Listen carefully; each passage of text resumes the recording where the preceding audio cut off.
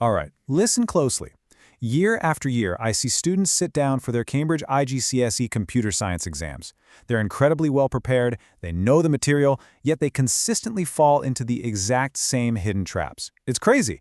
These pitfalls quietly cost them the top grades, not because they don't know the tech, but just because they don't know how to navigate the exam logic itself. So I'm going to show you these critical mistakes before you make them, and more importantly, we're going to learn how to dodge them entirely in this explainer. Let's kick things off with a cold open mistake that catches almost everyone completely off guard. If I asked you to add 255 and 1, you'd immediately say 256, right? But if a basic 8-bit computer system does it, it actually thinks the answer is 0. 9 out of 10 students fail to explain this accurately on paper, and they lose incredibly easy marks. So, why exactly does a perfectly logical machine suddenly forget basic math? Well, let's dive into Section 1, the binary overflow trap. To figure out this weird mathematical glitch, we really have to look under the hood at the mechanics of binary addition and see how a computer physically stores data. In IGCSE computer science, systems typically use an 8-bit register. Think of it like 8 physical slots that can safely hold values from 0 all the way up to 255. But when you add 1 to 255 in binary, the math rules force a carry bit to be passed all the way over to the left, creating a 9th bit. Here's the paradox, though. The register literally only has 8 slots. It just doesn't have the physical capacity for that 9th bit, so it simply gets lost. The CPU throws up an error flag, but as far as those remaining 8 bits are concerned, they're all left sitting at 0. And here is exactly where those exam marks vanish. The common myth students write down is that computers just round the number up or get confused. That's a generic guess, and it scores absolute 0. The upgraded reality you need to write is that the hardware physically ignores the extra 9th bit because it lacks the capacity, which causes an overflow error. The computer drops the bit entirely, leaving a totally incorrect value. Knowing this mechanical truth is your literal golden ticket on the mark scheme. Now, this overflow danger isn't just a problem for basic addition, it absolutely applies to logical shifts too. When you do a logical left shift, moving the binary numbers over to the left, you're effectively multiplying the value. Shifting one place multiplies by 2, 2 places by 4, you get the idea. A right shift does the exact opposite, it divides. But listen, if you push a bit too far left, right out of that 8-bit register, you trigger that exact same overflow error we just talked about, which can cause massive system instability. On the flip side, if you shift too far right, those dropped bits mean you lose precision, completely wiping out any fractional remainders. All right, let's move on to Section 2, Decoding Exam Command Words. Here's a frustrating truth. Knowing the technical facts isn't always enough to actually secure your grade. Imagine walking out of the exam hall completely confident that you wrote down a 100% true, undisputed fact about networking, only to find out later on that you scored just 1 out of a possible 3 marks? No way, right? How does that even happen? Why would an examiner withhold those 2 extra marks when you clearly knew your stuff? The secret lies in the command word code breaker hierarchy. See, examiners use a really strict ladder of action verbs. At level 1, a word like state or identify just needs a super brief answer. But as we climb up to level 2 with describe, level 3 with explain, and all the way to level 4 with evaluate, the amount of depth you need increases drastically. If the question's command word is explain, and you just give a simple level 1 state fact, well, that's the ultimate confidence trap. You feel right, but you totally fail the rubric. Let's look at a concrete example of this. A weak answer just states, Ethernet speed increased in 1995. Sure, it's a true fact, but it completely ignores the scenario context. Now, check out the high-level answer. We use what I call the mechanism to advantage formula. First, we state the technical upgrade. Capacity increased to 100 megabits per second. Then, we add scenario-specific nouns to explain the actual mechanism, allowing faster packet switching.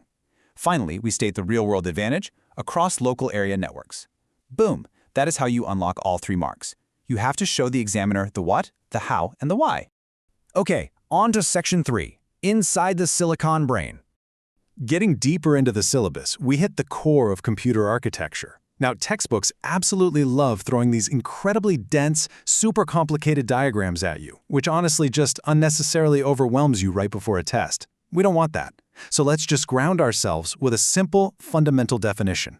The Central Processing Unit, or CPU, is the primary hardware brain responsible for executing instructions. Think of it as the central node in a massive web of computer communication, interpreting and directing every single signal that pulses through the machine. Now, what's really fascinating here is the fetch-execute cycle. It's not just a boring, static list of steps, it's a continuous, glowing loop of logic. The cycle kicks off at fetch, where the CPU pulls the next instruction's address and data stream straight from main memory and into its registers. Then comes to code, where the control unit acts like a translator, turning those signals into actionable commands, basically figuring out if it's doing math or logic. And finally, we loop around to execute, where the arithmetic logic unit, or ALU, actually does the heavy lifting and carries out the calculation. Fetch, decode, execute. It's an endless, rapid-fire sequence. Oh, really quickly before we move on, we have to clear up two highly confused terms: validation and verification. Mixing these two up is a classic exam pitfall. Validation is when the computer automatically checks if data is sensible and reasonable, like a range check, making sure a month is entered between 1 and 12. Verification, on the other hand, is completely different. It's checking if the data entered perfectly matches the original source, like making sure you typed it exactly as intended. Remember, they are absolutely not interchangeable. Right, let's pivot to Section 4, upgrading to IPv6. Taking a step back from the processing brains, how do these computers actually talk to each other across the entire globe? Better yet, what happens when the entire internet literally runs out of address space? Well, for decades, the early internet relied on IPv4, which was a 32-bit standard. And hey, it was great for its time, giving unique addresses to millions of devices. But as smartphones, smart TVs, and basically everything else exploded in popularity, we literally ran out of 32-bit numbers. So we had to evolve. Enter IPv6. This massive 128-bit expansion was completely necessary just to guarantee that every single new modern device could get its own unique, reliable address on the global internet. And the sheer scale of this upgrade, it's mind-blowing. IPv4 uses 32 bits, which is 4 bytes. IPv6 completely blows that out of the water, jumping up to 128 bits or 16 bytes. You absolutely must have these core comparative facts memorized for the exam. When a question asks you to compare IP addressing standards, just knowing those exact bit and byte lengths is a guaranteed, clear-cut technical point that instantly locks in a mark. Finally, Section 5, the exam-winning reasoning path. Okay, so you know the hardware mechanisms, and you know how to decode those tricky command words, but you still need a foolproof method to structure and check your own reasoning while you're actually sitting there sweating in the exam hall. Mastering your answers really comes down to 3 layers of explanation. Layer 1 is your starting point, just identifying the device or problem in simple everyday language. Layer 2 is the translation phase, where you swap out everyday words for formal subject terminology, like changing part to actuator or sensor. But Layer 3? That's where the magic happens. The exam response layer is where you mold that technical vocabulary into a perfectly structured answer. You combine the description, the mechanism, and the real-world consequence to hit the exact mark scheme requirements.